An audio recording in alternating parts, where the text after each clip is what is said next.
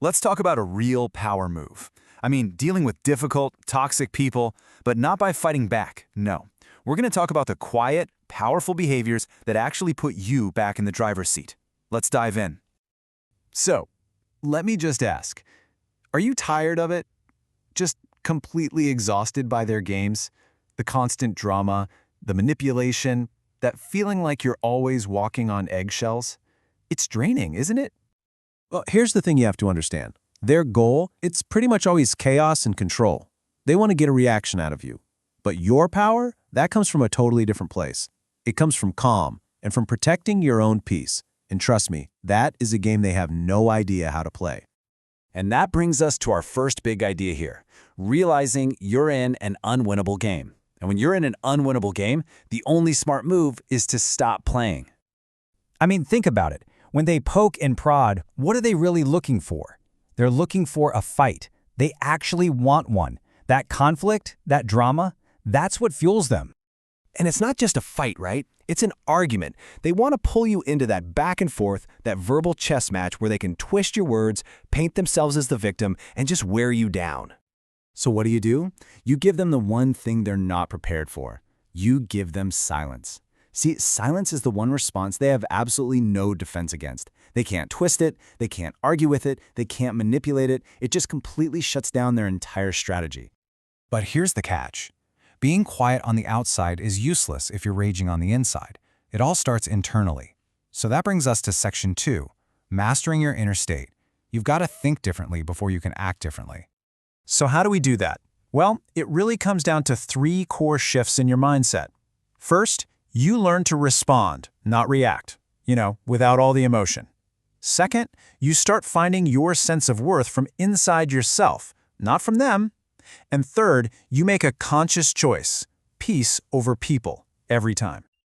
Let's break that first one down, emotional neutrality. This is basically about starving them of what they want. When they throw bait out there and you respond with calm eyes, a relaxed body, a steady voice, you're literally taking away the chaos they feed on. You're refusing to give them the reaction they need to feel powerful. And building right on top of that is internal validation. When your self-worth comes from you, not from their praise, not from their approval, you take away their biggest weapon. This is absolutely terrifying to someone who needs to control you, because your happiness no longer depends on them. You've just cut their strings. And this third piece ties it all together beautifully. This is an active choice you make, moment by moment. You are protecting your own energy. You're deciding that your inner calm is way more valuable than whatever drama they're trying to sell you. You're choosing yourself. Okay, so once you've got that internal foundation feeling solid, we can start talking about the outside world. This brings us to section 3, controlling your external actions. This is where the rubber meets the road. First up, boundaries. And let's be super clear about what a boundary is. It's a simple, firm statement of what works for you and what doesn't. That's it. It doesn't need a long apology. It doesn't need a 10-page justification. All that extra stuff is just giving them more material to argue with. A perfect, powerful example is just saying, this doesn't work for me, period. There's no wiggle room. The sheer confidence and finality of a statement like that is what throws them off. It's a wall they just can't seem to climb. Here's another powerful action. Just be a little more mysterious. You don't owe anyone a play-by-play of your life, your plans, or your deepest feelings. Just remember this simple rule. They can't attack what they don't know.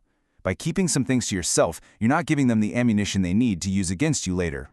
Now, sometimes you have to take it a step further, and that's where section 4 comes in, the art of disengagement. This is all about knowing when to walk away and how to do it right.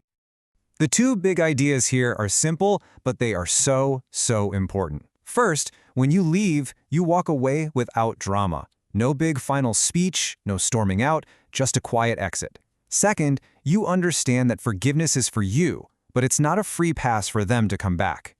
And this is such a critical point. Forgiveness, in this context, is not an invitation. It is not you saying, hey, come on back and do it again.